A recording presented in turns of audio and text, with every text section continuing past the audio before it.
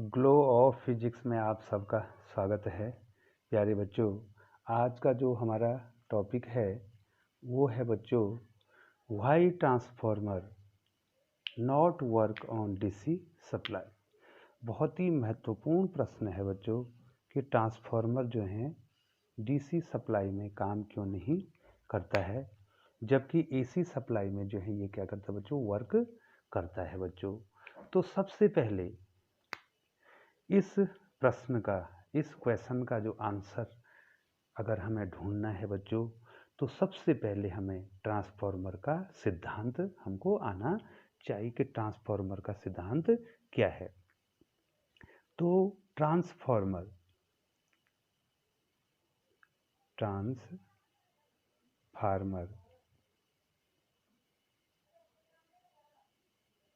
अन्योन्य प्रेरण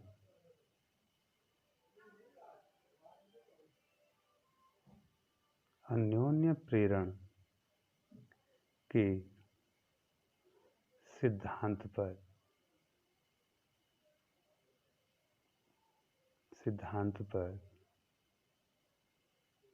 कार्य करता है।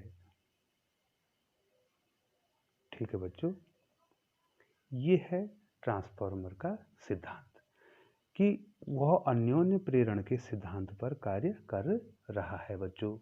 अगर वो अन्योन्य प्रेरण के सिद्धांत पर कार्य कर रहा है तो सबसे पहले बच्चों आपको ये जानना जरूरी है कि अन्योन्य प्रेरण क्या है, म्यूचुअल इंडक्शन क्या है बच्चों। इससे पहली वाली वीडियो में भी जो है बच्चों मैंने आपको ये बताया है, लेकिन हो सकता है कोई स्टूडेंट जो हैं केवल इसी वीडियो को उठा कर देखे, तो उसके लिए जो हम अन्योन्य प्रेरण भी आपको बता देते हैं बच्चों। अन्योन्य प्रेरण होता क्या है बच्चों, आप थोड़ा ध्यान देंगे बच्चों। इसमें हम क्या करते हैं बच्चों, दो कुंडलियों को पास पास रखते हैं बच्चों। देखिए बच्चों, मैं यहाँ पर बना रहा हूँ, एक कुंडली ये है, ये देखिए इस कुंडली में जो है हमने एक कुंजी लगा दी, एक सेल हमने यहाँ पर लगा दिया। ठीक है बच्चों, और एक धारा नियंत्रक हमने इसमें लगा दिया। ये धारा नियंत्रक हो गया और ये सेल हो गया और ये होगी कुंजी। इस कुंडली के पास पास, अब बच्चों पास पास इसलिए कहा जा रहा है बच्चों कि एक कुंडली का जो है फ्लक्स दूसरे में पड़ना चाहिए, जो कि मैं आने वाला हूँ उस बात पे। ठीक है बच्चों, यहाँ पर विक्षेप को देखने के लिए हम गैल्वेनोमीटर लगा देंगे बच्चों। ठीक है बच्चों, जिस कुंडली में आपने सेल या बैटरी जोड़ी है, धारा भेजनी है बच्चों जिसमें आपने, उसको प्राइमरी कॉइल कहा जाता है बच्चों। और जिसमें आपने विक्षेप देखना है, ठीक है बच्चों, जिसमें प्रेरित धारा उत्पन्न होनी है, उसको आप सेकेंडरी कॉइल कहेंगे। लेकिन ध्यान रखना बच्चों, एक कुंडली में स्वप्रेरण होना ही है। जब इसमें स्वप्रेरण होगा बच्चों, एक कुंडली में तो स्वप्रेरण होगा, ठीक है, सेल्फ इंडक्शन होगा, लेकिन उसके पास में रखी हुई कुंडली में इसका चुंबकीय फ्लक्स पड़ेगा, तो इसमें अन्योन्य प्रेरण होगा, म्यूचुअल इंडक्शन होगा बच्चों। अब ये होगा कैसे बच्चों, अब सबसे पहले हमने बताया था बच्चों कि आप म्यूचुअल इंडक्शन के लिए क्या करेंगे, आप धारा के मान में परिवर्तन करेंगे। बहुत ही महत्वपूर्ण पॉइंट है, धारा के मान में परिवर्तन, धारा के मान में परिवर्तन करेंगे। हमें म्यूचुअल इंडक्शन प्राप्त करने के लिए जो डीसी सप्लाई हमने इसमें दी है बच्चों, ठीक है, डीसी सप्लाई दी है ना बच्चों, और हमने क्या करना है, धारा के मान में परिवर्तन करना है। तो कौन करेगा बच्चों डीसी सप्लाई में धारा के मान में परिवर्तन, अर्थात नियंत्रण कौन करेगा, रिहोस्टेट। ठीक है बच्चों, रिहोस्टेट ही धारा के मान में क्या करेगा, परिवर्तन करेगा। अब धारा के मान में परिवर्तन तीन तरीके से हो सकता है। ये देखिए, पहला, आपने स्विच ऑफ कर रखा है तो करंट क्या है, जीरो है, और आप स्विच ऑन कर देते हैं तो इसमें करंट फ्लो होने लग जाती है। ठीक है, तो बच्चों जब तक धारा नहीं थी तब तक ये चुंबक नहीं बना था। आपको ये भी आना चाहिए बच्चों कि धारावाही चालक करंट कैरी कंडक्टर जो है क्या बनता है, मैग्नेट बनता है। इसका अपना एक चुंबकीय क्षेत्र होता है बच्चों। ये देखिए बायो-सैवर्ट के नियम के अनुसार जो है आपने इसका चुंबकीय क्षेत्र निकाला था, एक छोटे से टुकड़े के कारण निकाला था। ठीक है बच्चों, यहाँ पर जो चुंबकीय क्षेत्र आपने निकाला था बच्चों, डेल्टा बी बराबर mu 0/4 pi delta L sine theta बटे आर स्क्वायर। ठीक है बच्चों, ये देखिए बच्चों, ये आपने बायो-सैवर्ट की। और यदि आपके पास कोई लंबा रिजरेखी चालक है इस प्रकार से, ये देखिए, इसके कारण भी आपने चुंबकीय क्षेत्र यहाँ पे निकाला। मैं बता रहा हूँ बच्चों, ये देखिए यहाँ पर जो है इसमें धारा करंट आई फ्लो हो रही है, आपने यहाँ पर इसका चुंबकीय क्षेत्र निकालना है।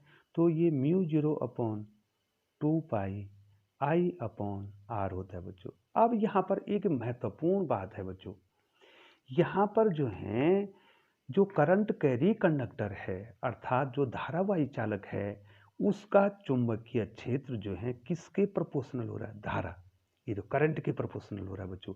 ये देखिए, तो बी प्रोपोर्शनल आई, तो इसका मतलब धारा के कारण ही क्या होगा, मैग्नेटिक जो फील्ड होगा उसमें परिवर्तन आएगा, उसके मान में क्या होगा बच्चों, परिवर्तन आएगा।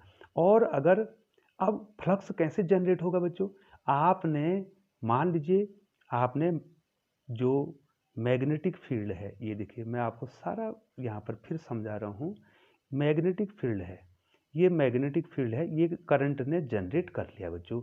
अब इसमें आप कोई सा भी क्या रख रहे हैं, एक पृष्ठ रख रहे हैं। ठीक है बच्चों, जैसे कुंडली आपने रख दी, इसका क्षेत्रफल ए है, तो इस क्षेत्रफल के पड़ने के कारण इसमें फ्लक्स जनरेट हो जाएगा। ठीक है बच्चों, बी डॉट ए, ठीक है, बी डॉट ए, तो ये हो जाएगा B A cos of theta. और यदि जो है इस कुंडली का जो नॉर्मल है इसके पैरेलल हो गया, तो यहाँ पर क्या हो जाएगा, थीटा 0 डिग्री हो जाएगा, तो हमको फाई बराबर कितना मिल जाएगा बच्चों, ये कॉस 0 का मान 1 हो जाएगा, फाई बराबर बी। नॉर्मली जो फ्लक्स होता है वो मैग्नेटिक फील्ड की इंटेंसिटी और जिस एरिया को आपने उसमें रखा है उसके बराबर होता है। अब बच्चों देखो, हमें तो ए तो क्या है, कुंडली का क्षेत्रफल है, वो तो मिल ही रहा है आपको। अब आपने क्या करना, धारा के मान में परिवर्तन करना है। ठीक है बच्चों, तो पहला परिवर्तन आपने कर दिया कि आपने धारा को शून्य से, धारा को शून्य से बढ़ा दिया। ठीक है, पहले आपका शून्य था, जब धारा शून्य थी तो चुंबकीय क्षेत्र भी शून्य था। ठीक है बच्चों, तो चुंबकीय क्षेत्र जब शून्य होगा तो फ्लक्स भी शून्य होगा। जब आप धारा भेजेंगे तो क्या होगा, उसका फ्लक्स उसमें जो है उसका चुंबकीय क्षेत्र हो जाएगा और फ्लक्स हो जाएगा, तो फ्लक्स में परिवर्तन हो गया ना बच्चों, 0 से फ्लक्स बढ़ गया, तो इसमें भी क्या हो गया, चुंबकीय फ्लक्स में परिवर्तन हो गया। दूसरा बच्चों, आपने धारा के मान में परिवर्तन कर दिया, मतलब कम ज्यादा कर दिया, धारा को कम या ज्यादा किया, ठीक है बच्चों, धारा के मान को कम ज्यादा कैसे कर किया बच्चों, आपने इस रियोस्टेट के द्वारा माना, रियोस्टेट के द्वारा जो है माना, पहले धारा 2 एम्पियर थी। ठीक है बच्चों, ये देखो I1, अब इस धारा को आपने मान लीजिए जो है कर दिया 3 एम्पियर, तो क्या होगा बच्चों, इस 2 एम्पियर के कारण क्या होगा, क्योंकि B प्रोपोर्शनल I है। ठीक है बच्चों, तो यहाँ पर चुंबकीय फ्लक्स φ1 होगा, यहाँ पर चुंबकीय फ्लक्स φ2 होगा, तो क्या हो गया, फ्लक्स में परिवर्तन हो गया, φ2 माइनस φ1, इसमें भी फ्लक्स चेंज होगा। और तीसरा जो महत्वपूर्ण पॉइंट है बच्चों, अब परिपथ में धारा बह रही है, धारा को अचानक शून्य कर दिया जाए, धारा को अचानक शून्य कर दिया जाए, अब क्या होगा, देखो बच्चों, जब धारा बह रही थी तो क्या था, चुंबकीय फ्लक्स था, और आपने धारा को शून्य कर दिया तो चुंबकीय फ्लक्स क्या हो गया, जीरो हो गया। तो अब भी तो फ्लक्स में परिवर्तन हो रहा है, ठीक है बच्चों।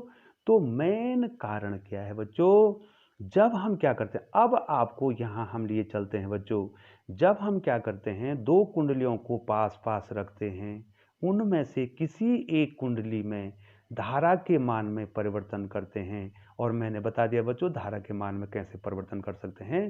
तो क्या होता है, पहली कुंडली जो है इसके बद्ध चुंबकीय फ्लक्स में परिवर्तन हो जाता है, इसके बद्ध चुंबकीय फ्लक्स में परिवर्तन हो जाएगा। तो इसका क्या होगा बच्चों, इसका फ्लक्स इसमें भी पड़ जाए, इसलिए तो बोल रहे हैं पास पास रखो बच्चों। बहुत दूर रखेंगे तो फ्लक्स कहां से पड़ेगा बच्चों, देखिए आप दो कुंडलियों को पास पास रखें तभी म्यूचुअल इंडक्शन होगा बच्चों। जब इसके फ्लक्स में परिवर्तन होगा तो ये भी इसी के पास है, इसके फ्लक्स में भी क्या हो जाएगा, परिवर्तन हो जाएगा। और फ्लक्स में परिवर्तन के कारण फैराडे के नियम के अनुसार फ्लक्स में जब परिवर्तन होता है तो एक प्रेरित विद्युत वाहक बल उत्पन्न हो जाता है। और यदि कुंडली बंद परिपथ में है, ठीक है बच्चों, बंद परिपथ कह रहे हैं बच्चों क्योंकि जो है अगर खुला हो जाएगा तो प्रतिरोध अनंत हो जाएगा और धारा नहीं बहेगी बच्चों। तो यदि कुंडली बंद परिपथ में है तो इसमें क्या हो जाएगा, एक प्रेरित धारा उत्पन्न हो जाएगी, ठीक है बच्चों। इसी को कहते हैं बच्चों अन्योन्य प्रेरण, और ट्रांसफॉर्मर इसी सिद्धांत पर क्या करता है बच्चों, कार्य करता है, ठीक है बच्चों। अब देखो बच्चों, अब हम आते हैं प्रत्यावर्ती धारा। प्रत्यावर्ती धारा किस प्रकार से, अब डीसी में काम क्यों नहीं करेगी, एसी में काम क्यों करेगी। तो बच्चों पहले वो बताऊंगा ना जिसमें काम करेगी, तो डीसी में तो काम करेगा नहीं, वो मैं बाद में बताऊंगा, लेकिन एसी में काम क्यों करता है, मतलब एसी करंट जो है कैसे फ्लक्स को बदलेगी, कैसे फ्लक्स को बदलेगी, अर्थात धारा के मान में परिवर्तन कैसे करेगी। और आप जानते हैं बच्चों, जो एसी होती है, अल्टरनेटिंग करंट होती है, इसकी डेफिनेशन क्या है बच्चों, बताइए। अल्टरनेटिंग करंट जो है इसकी मैग्नीट्यूड, इसका परिमाण और दिशा समय के साथ साथ क्या करते हैं, वेरी करते हैं, इसलिए इसकी ताक्षणिक वैल्यू लेते हैं, इंस्टेंटेनियस वैल्यू लेते हैं बच्चों। ये प्रत्येक क्षण क्या हो रही है, बदल रही है बच्चों। और जब धारा बदलेगी तो क्या होगा, धारा बदलेगी तो चुंबकीय फ्लक्स भी क्या होगा, चेंज होगा, और चुंबकीय फ्लक्स चेंज होगा तो तभी ट्रांसफार्मर काम करेगा, क्योंकि उसमें भी दो कुंडलियां। अब मैं ट्रांसफार्मर में भी जाऊंगा बच्चों, पहले आप एसी के बारे में पढ़िए, बहुत पूरा चैप्टर आपने पढ़ लिया। ये देखिए बच्चों, मैं अल्टरनेटिंग करंट यहां पर बना देता हूं, ये करती क्या है, ये अल्टरनेटिंग करंट इधर देखिए, ठीक है बच्चों। ये समय के अनुसार वैरी करेगी बच्चों, इधर मैंने करंट प्लॉट, ये देखिए बच्चों, मैं इसका एक साइकिल ले लेता हूं केवल, ये देखिए बच्चों, बहुत बार बता दिया बच्चों। अब देखो बच्चों, इसका परिमाण जो है कैसे बदल रहा है, यहां पर परिमाण कितना है, शून्य से शुरू किया, अब धीरे धीरे जो है बच्चों यहां पर लेता हूं, तो बच्चों ये इतना हो गया, करंट इतना हो गया, फिर करंट क्या हो गया, बढ़ गया, और यहां पर जो है क्या हो गया, मैक्सिमम करंट हो गया, फिर बच्चों ये डिक्रीज होने बैठ गया, ये देखो इस प्रकार से डिक्रीज होने बैठ गया, और यहां पर क्या हो गया, शून्य। यहां पर धारा अधिकतम हो जाती है, ये देखो जीरो से, इसलिए हम धारा का ताक्षणिक मान लेते हैं बच्चों, हम धारा की कोई वैल्यू ले नहीं सकते बच्चों, कहीं फिक्स वैल्यू नहीं ले सकते हम, क्योंकि ये समय के अनुसार बदल रही है, इसका परिमाण भी मात्रा भी बदल रही है और दिशा भी बदल रही है। अब देखो बच्चों, ये एक अर्धचक्र में ये क्या हो गया, जीरो से अधिकतम हो गया, और फिर क्या हो गया बच्चों, अधिकतम से फिर क्या हो गया, जीरो, एक अर्धचक्र में, फिर दूसरे अर्धचक्र में धीरे धीरे धीरे जो है ये बढ़ने लग गया, और यहां पर क्या हो गया बच्चों, ये करंट जो है दूसरी डायरेक्शन में क्या होगी, अधिकतम होगी, इसने परिमाण भी बदला और दिशा भी बदली, और फिर क्या होगी बच्चों, यहां पर जीरो होगी, ठीक है बच्चों। तो बताओ, एक पूरी साइकिल में ये धारा सॉरी बच्चों, दो बार अधिकतम हो रही है, देखो एक तो प्लस डायरेक्शन में और एक माइनस डायरेक्शन में, ठीक है बच्चों, और दो बार जीरो हो रही, तो ये क्या हो रही बच्चों, ये बदल रही है, परिमाण और दिशा इसकी बदल रही है। और बच्चों हमको डीसी के, जब मैंने डीसी में यहाँ पर बताया बच्चों, ये जो है मैंने यहाँ पर बताया अन्योन्य प्रेरण हुआ ना बच्चों, क्योंकि यहाँ पर हमने जानबूझ के धारा के मान में परिवर्तन किया, क्योंकि डीसी में ऐसी क्वालिटी नहीं है बच्चों कि वो अपना आप क्या हो जाए, उसका मान बदल जाए। यहाँ पर हम क्या, अब आप ये बोलेंगे कि बच्चों यहाँ पर तो डीसी के द्वारा तुम अन्योन्य प्रेरण करा रहे हैं और ट्रांसफार्मर में इसी सिद्धांत पर कार्य करता, तो कैसे नहीं लगेगा ट्रांसफार्मर डीसी में। तो बच्चों यहाँ पर हम खुद बहु खुद अर्थात अपने आप धारा के मान में परिवर्तन कर रहे हैं, ये रियोस्टेट के द्वारा धारा के मान में परिवर्तन कर रहे हैं। धारा में ऐसी क्वालिटी नहीं है कि वो अपना आप चेंज हो जाए। ठीक है बच्चों, वो तो क्या होगा, जब डीसी करंट फ्लो होगी तो वो बिल्कुल स्टडी करंट फ्लो होगी, सीधे जो है जितनी एम्पियर की धारा बहनी है वो धारा आपकी बहती रहेगी बच्चों। और वो निर्भर करेगी बच्चों जो है आपका रेजिस्टेंस कितना है और आपका वोल्टेज कितना है। V इक्वल आई आर होता है, I equal V upon R होता है, कितना वोल्टेज है और कितना रेजिस्टेंस है और तब कितनी करंट होगी बच्चों। ठीक है बच्चों, इसमें वो क्वालिटी नहीं है डीसी में कि जिसका मान क्या हो जाए अपने आप जो है समय के अनुसार क्या हो बदले बच्चों। लेकिन एसी में ये क्वालिटी है, एसी में ये क्वालिटी है। ये देखो बच्चों, हमने क्या कहा बच्चों, एसी में वो क्वालिटी है, कौन सी क्वालिटी, जो समय के अनुसार बदले, समय के अनुसार बदले, परिमाण भी बदले और दिशा भी बदले। तो अब एसी में अब आता हूं बच्चों ट्रांसफार्मर पर। बच्चों देखिए बच्चों, ये बात आपने समझ ली। आप ये नहीं कहेंगे कि अन्योन्य प्रेरण तो आपने यहां पर डीसी से कराया। ये देखो, एक बार फिर आ रहा हूं बच्चों उसी बात पर, अन्योन्य प्रेरण यहां पर आप बैटरी द्वारा कर रहे हैं और फिर बोल रहे हैं कि डीसी में ट्रांसफार्मर नहीं लगता है और ट्रांसफार्मर तो अन्योन्य प्रेरण के सिद्धांत पर। यहां तो बच्चों हम अपना आप जो है रियोस्टेट के द्वारा धारा के मान में परिवर्तन कर रहे हैं। इसका अपना गुण नहीं है कि ये अपना आप जो है क्या हो, चेंज हो। और इसका अपना गुण है बच्चों, एसी का अपना क्वालिटी है कि उसका परिमाण और दिशा समय के अनुसार बदल रही है। अगर जो है इसका परिमाण बदलेगा तो क्या होगा, ये क्या होगा, बी प्रोपोर्शनल क्या होता है बच्चों, आई होता है, बी प्रोपोर्शनल आई होता है। अगर आई चेंज होगा तो बी भी चेंज होगा, बी चेंज होगा तो फ्लक्स भी चेंज होगा और ये फ्लक्स में क्या करेगा, चेंज करेगा बच्चों। अब हम आते हैं बच्चों ट्रांसफार्मर में कि ट्रांसफार्मर में एसी कैसे काम करेगा और डीसी क्यों नहीं करेगा। अब देखिए बच्चों, एक ध्यान देना है बच्चों कि इसकी क्या है, एसी की फ्रीक्वेंसी है, एसी की आवृत्ति है, एसी की क्या है बच्चों, आवृत्ति है, फ्रीक्वेंसी है। ये देखो बच्चों जो है, आप बहुत सारी वीडियो देखेंगे जहां पर इसका प्रश्न का उत्तर जो है कि ट्रांसफार्मर डीसी सर्किट में कार्य क्यों नहीं करता है। सीधा सीधा उत्तर है कि डीसी की फ्रीक्वेंसी नहीं होती है और एसी की फ्रीक्वेंसी होती है। बच्चों इतना जानना पर्याप्त नहीं है, ये तो केवल आप रट के भी याद कर देंगे कि एसी की फ्रीक्वेंसी और डीसी की फ्रीक्वेंसी नहीं है, लेकिन आपको जानना पड़ेगा बच्चों यहां पर कि एसी की फ्रीक्वेंसी क्यों है, फ्रीक्वेंसी होती क्या है। मैं अब आपको इस पॉइंट पे ले जाऊंगा कि जो एक एक एक नंबर का जो प्रश्न बनता है उसके लिए तो बच्चों आप सीधे सीधे बोल देंगे। अगर आपको एक प्रश्न पूछा जाता, मैं प्रश्न यहां पर लिख रहा हूं बच्चों, थोड़ा देखिए बच्चों, मैं प्रश्न लिख रहा हूं, उसका उत्तर, क्या डीसी सप्लाई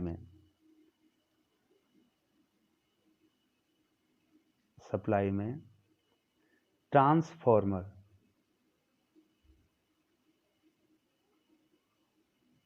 प्रयोग होता है।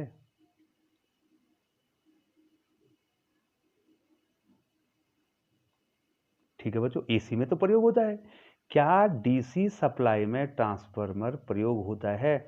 बच्चों सीधा उत्तर हो गया नहीं। तो ये तो याद भी कर सकते हैं बच्चों, नहीं। और इसका कारण भी बोल देंगे आप, क्योंकि डीसी की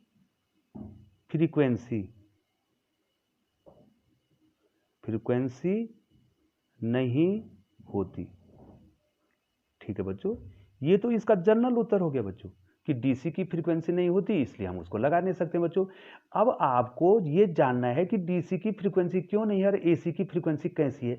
तो बता दूं बच्चों, ये तो दोनों को बना रहा हूं बच्चों। ये देखिए, ये एसी सर्किट, एसी सप्लाई बता रहा हूँ, जो आपका एसी करंट है, ठीक है। एसी जो सप्लाई से जो है आपको करंट मिलेगी, एसी करंट मिलेगी। चलो बच्चों, इसके मैं 2 साइकिल बना देता हूँ, 1 साइकिल और 2 साइकिल। ये देखिए बच्चों, ठीक है बच्चों। तो बच्चों आप देख नहीं रहे हैं इसमें, ये देखो, इसने यहां पर तक कितना दोलन हुआ, 1 दोलन या 1 साइकिल हुई। ये देखो बच्चों, ये देखो यहां से यहां तक, फिर यहां से यहां तक कितना हुआ, 1 दोलन, मतलब 1 साइकिल और हुई। ये देखो बच्चों, यहां तक कितने हो गए बच्चों, कितने हो गए, 2 साइकिल होगी।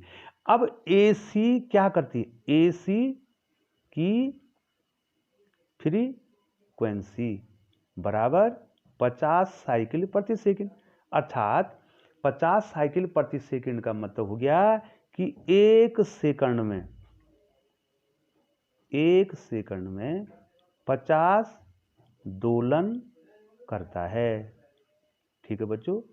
ये देखो, 1 सेकंड में क्या करता है, ये 50 दोलन करता है बच्चों। तो दोलन तो पूरा चक्र हुआ ना, आधा चक्र ये है, आधा चक्र ये है, तभी तो 1 दोलन पूरा हुआ बच्चों। इधर देखिए बच्चों, ये देखिए, आप एक चक्र दिखाएंगे ना, एक वो दिखाएंगे पूरा साइकिल, तो इस साइकिल में क्या है बच्चों, 2 चक्र नहीं होंगे, 1 चक्र 2 चक्र, तो इसमें 2 चक्र हैं, तभी तो फ्रीक्वेंसी बनेगी, ठीक है बच्चों। तभी तो क्या बनेगी, फ्रीक्वेंसी बनेगी बच्चों। तो इस जब दोलन करेगा, जब दोलन कंप्लीट करेगा, तभी तो फ्रीक्वेंसी बनेगी, अर्थात 1 सेकंड में कितने दोलन करता है उसी को फ्रीक्वेंसी करता है। तो एसी क्या कर रही है ना बच्चों, दोलन, ठीक है, दोलन कर रही। यहां पर कितना दोलन किया इसने, 1 और 2 दोलन हुई इसकी। तो 1 सेकंड में कितना दोलन कर देगी, इस प्रकार से 50 दोलन कर देगी।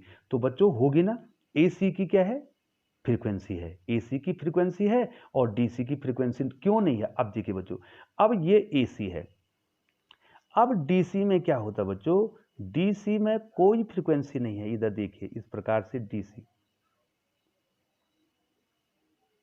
ये देखो बच्चों, आपको कहीं फ्रीक्वेंसी दिखाई दे रही है, और इसका परिमाण और दिशा भी बदल रही है। ये देखो, इसका परिमाण भी बदल रहा है। ये देखो बच्चों, ये देखो, यहां पर मैंने पहले बता दिया बच्चों, यहां पर 0, यहां पे अधिकतम, यहां पे 0, यहां पे दूसरी दिशा में अधिकतम, ठीक है। अब फिर यहां पे 0, इसकी परिमाण भी बदल रहा है, दिशा भी बदली और दोलन कर रही है बच्चों।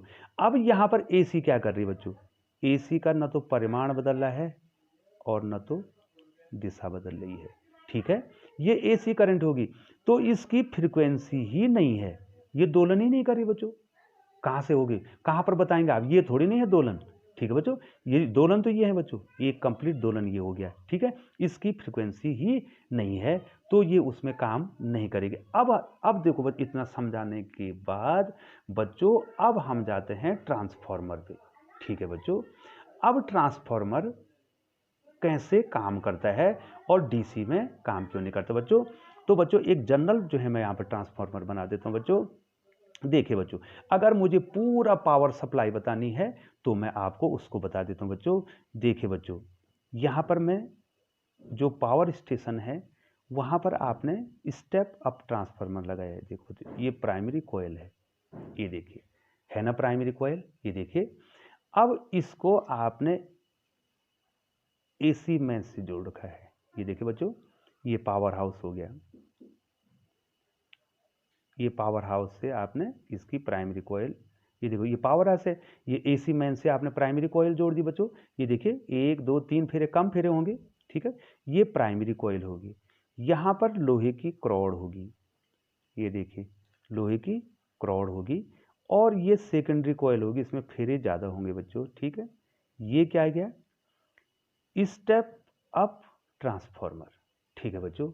और उसके बाद जो है क्या होगा बच्चों, ये संप्रेषण तार होंगे, ठीक है बच्चों। अब यहां पर लग जाएगा बच्चों आपका, यहां पर जो है कौन सा होगा, कौन सा ट्रांसफार्मर, स्टेप डाउन। ये देखिए बच्चों, स्टेप डाउन में क्या होंगे बच्चों, स्टेप डाउन में क्या होंगे, ये प्राइमरी में ज्यादा होंगे बच्चों, ये देखिए, और सेकेंडरी में क्या हो जाएंगे, ये देखिए बच्चों, सेकेंडरी में क्या हो जाएंगे, कम हो जाएंगे बच्चों। ये देखिए, ये सेकेंडरी कॉइल होगी, इसमें आप क्या लगा देंगे, लोड लगा देंगे, इसमें लोड प्रतिरोध लगा देंगे इस प्रकार से। ठीक है, ये हो गया लोड पर, मैंने पूरा सर्किट बना दिया बच्चों। और यहाँ पर हमारे क्या हो जाएंगे, यहाँ पर हमारे जैसे घर हो जाएंगे, दुकान हो जाएंगे, सब स्टेशन हो जाएगा बच्चों। ये देखिए, ठीक है बच्चों। अब आप बोल रहे होंगे गुरुजी ने ये पूरा क्यों बनाया।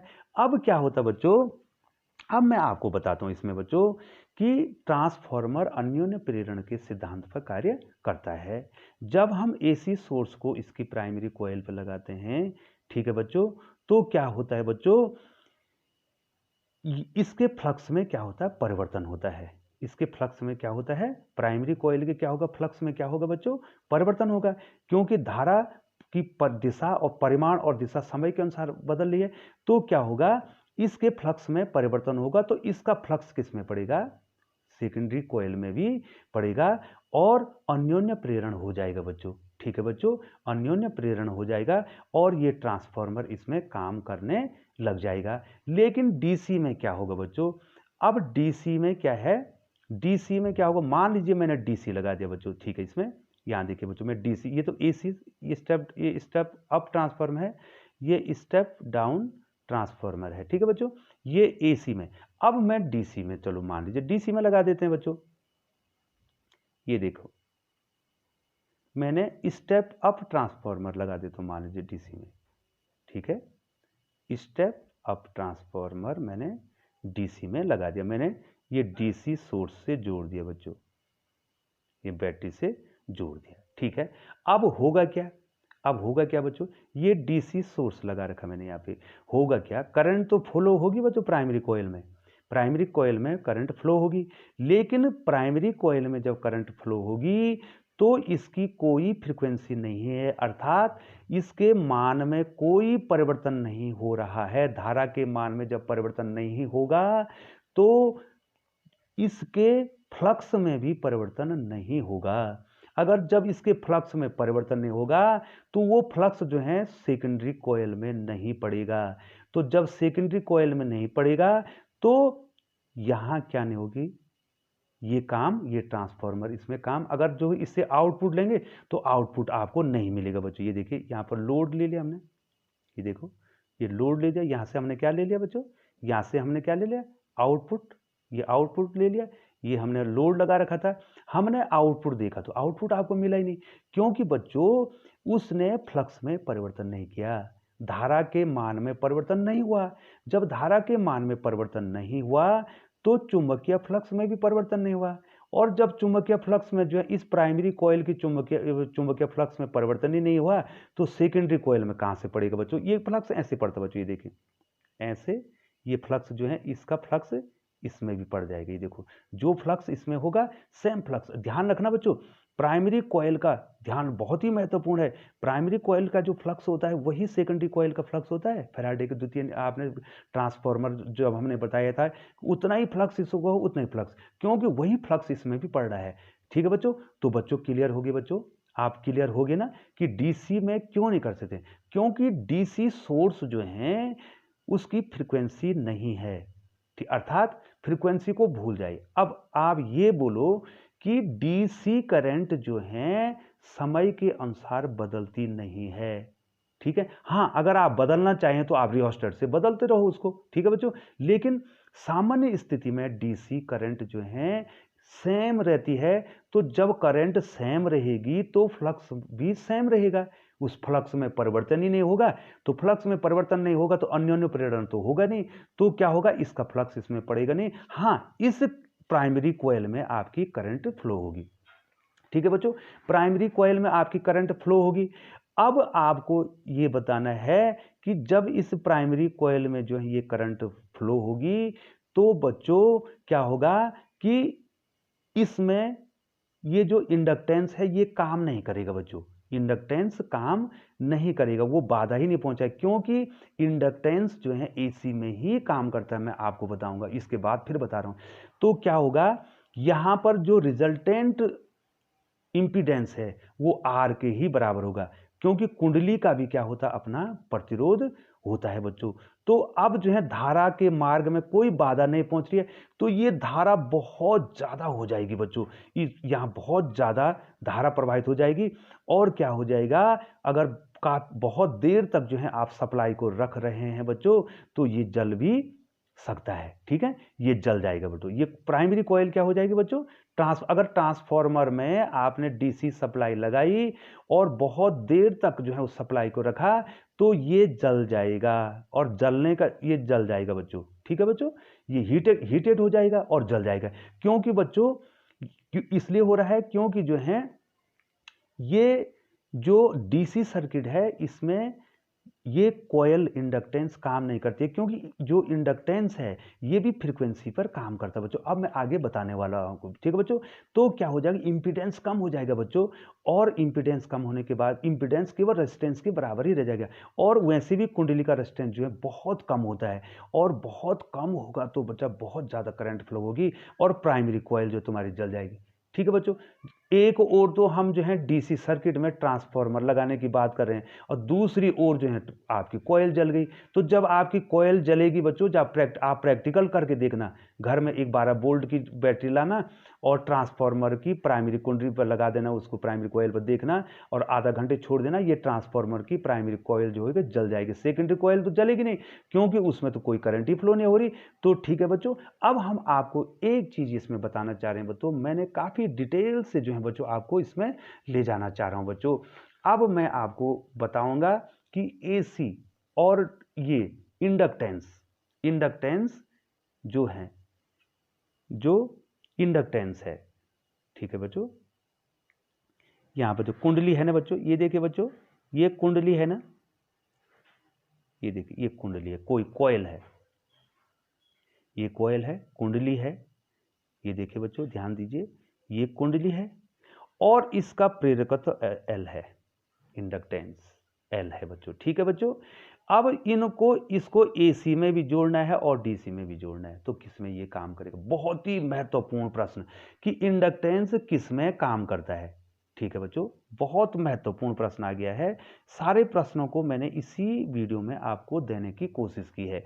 देखो बच्चों, पहले मैं इस कॉइल को एसी में लगा देता हूं बच्चों। ये देखिए, मैंने एसी में लगाया, इसके सोर्स का voltage V=V0 sin omega t as usual, जैसे लिखते रहते हैं बच्चों। अब मैंने इसमें एक कुंडली लगा दी बच्चों, एक कॉइल लगा दी।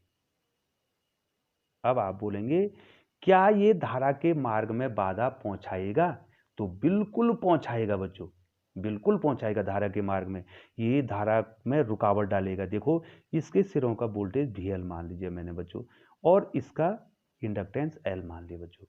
तो कहा जाता है बच्चों, ये केवल एल नहीं, कुंडली वाला परपथ नहीं है, क्योंकि कुंडली का अपना प्रतिरोध भी होता है। वास्तविक रूप में देखा जाए जो एल सर्किट है वो एल सर्किट नहीं है, वो LR सर्किट है बच्चों। ध्यान देना है बच्चों आपको, कुंडली का अपना क्या होता है, प्रतिरोध भी होता है। ये कुंडली है ना बच्चों, ये इसका अपना क्या होगा, प्रतिरोध भी होगा। यही है ये, हम यहाँ पर प्रतिरोध नगण्य नहीं मान सकते। तो अगर हम नगण्य मानेंगे तो फिर भी तो प्रतिरोध होगा। तो बच्चों ये L हो गया, और ये क्या हो गया, R हो गया। तो प्रतिबाधा कितनी हो जाएगी बच्चों, Z बराबर √XL का स्क्वायर प्लस R स्क्वायर, ये आ गया बच्चों। तो क्या होगा, ये करंट को क्या करेगा, वो अपोज करेगा। इंडक्टेंस मतलब, इसका मतलब हो गया कि एसी में ये काम करेगा। वैसे भी देखो बच्चों, XL बराबर होता है ओमेगा L, जो प्रेरण प्रतिघात होता है, और ओमेगा में फ्रीक्वेंसी है, ओमेगा बराबर 2πf होता है। ये देखो, तो एसी में तो आपका ये काम करेगा बच्चों। ये देखो कितना हो गया, 2πfL। ये देखो बच्चों, इतना हो जाएगा इसका प्रेरण प्रतिघात, और यहां पर धारा क्या हो, ये धारा को कंट्रोल कर देगा बच्चों। ठीक है बच्चों, अब डीसी में, ये तो किसकी बात आई बच्चों, एसी की बात आई। अब डीसी में क्या होगा बच्चों, डीसी सर्किट में, ये देखिए, ये डीसी सर्किट में आपने कोई कुंडली लगा दी बच्चों, ये देखिए। तो देखिए बच्चों, तो क्या ये कुंडली काम करेगी? ठीक है बच्चों, ये कुंडली काम क्यों नहीं करेगी, क्योंकि इसकी फ्रीक्वेंसी 0 है। इसकी फ्रीक्वेंसी 0 है बच्चों। इतनी बात उसी के लिए तो हो रही है बच्चों। मुद्दा तो हमारा ये था कि डीसी में ट्रांसफार्मर क्यों नहीं लगता है। सीधी सीधी बात है, डीसी की फ्रीक्वेंसी नहीं है, एसी की फ्रीक्वेंसी है, इसलिए वो नहीं लगेगा। लेकिन आपको इसमें पूरे फैक्ट जानने पड़ेंगे कि क्यों नहीं लगेगा। अब देखो बच्चों, इसकी फ्रीक्वेंसी 0 होगी तो यहाँ एक्सएल कितना हो गया बच्चों, 0 हो गया। तो बच्चों कुंडली का तो कोई काम ही नहीं हुआ, उसने तो धारा के मार्ग में क्या नहीं किया, कोई बाधा ही नहीं पहुंचाई बच्चों। ठीक है बच्चों। हाँ, इसका जो प्रतिरोध है, क्योंकि प्रतिरोध को हम नगण्य नहीं मान सकते बच्चों, तो देखिए बच्चों यहां पर जो है एफ कितना हो गया, 0 हो गया। तो अंत में हम क्या कहेंगे बच्चों, अंत में हम ये कहेंगे बच्चों कि ट्रांसफार्मर को डीसी सर्किट में, हाँ देखो बच्चों, अगर ट्रांसफार्मर को आपने डीसी सर्किट में लगा दिया, ठीक है बच्चों, और आपने वायर को स्क्रैच कर दिया, माने इस प्रकार से जो है वायर को कनेक्ट किया, डिस्कनेक्ट किया, कनेक्ट किया, डिस्कनेक्ट किया, तो क्या होगा बच्चों, करंट फ्लो होगी और फिर नहीं होगी, करंट फ्लो होगी नहीं होगी, तो बच्चों क्या होगा, फ्लक्स में परिवर्तन हो जाएगा। फ्लक्स में क्या हो जाएगा, परिवर्तन हो। प्राइमरी कॉइल को कनेक्ट करो, डिस्कनेक्ट को कनेक्ट करो, डिस्कनेक्ट करो, तो क्या होगा, करंट फ्लो होगी नहीं होगी, फ्लो होगी नहीं होगी, तो क्या होगा, मान में चेंज होगा और आपका ट्रांसफार्मर जो है काम कर सकता है, लेकिन उतना इफिशियंट नहीं होगा बच्चों, उतना इफिशियंट नहीं होगा, वो उसमें काम नहीं करेगा। और ये रेयर स्थितियां हैं, ठीक है बच्चों, ये क्या है, रेयर स्थितियां हैं। आप बहुत सारे लोगों ने इस पर वीडियो बनाई है कि ट्रांसफार्मर डीसी में भी कार्य कर सकता है। बच्चों कार्य तो कर सकता है, लेकिन वो इफिशियंट नहीं है। आप कब तक जो है धारा को कनेक्ट करेंगे, डिस्कनेक्ट करेंगे डीसी को, ठीक है बच्चों, है ना। तो अल्टीमेटली लास्ट में जो है हम उत्तर बता दें बच्चों, जो बार बार कहा जा रहा है, डीसी की फ्रीक्वेंसी न होने के कारण हम डीसी सप्लाई में ट्रांसफार्मर को नहीं लगा सकते हैं। एसी की फ्रीक्वेंसी है, इसलिए हम उसमें ट्रांसफार्मर को लगा सकते हैं, क्योंकि फ्रीक्वेंसी के कारण ही क्या होगा बच्चों, फ्लक्स में परिवर्तन होगा। और जब फ्लक्स में अन्योन्य प्रेरण सिद्धांत इसलिए तो कहा, क्योंकि एक कुंडली का फ्लक्स दूसरे में पड़ेगा, और अगर फ्रीक्वेंसी नहीं होगी तो एक कुंडली में फ्लक्स में चेंज होगा ही नहीं, तो दूसरे में कहां से पड़ेगा बच्चों। तो बहुत बहुत धन्यवाद बच्चों, हमने पूरी कोशिश कर दी बच्चों, वीडियो थोड़ा बड़ी बन गई है, तो बच्चों बहुत बहुत धन्यवाद।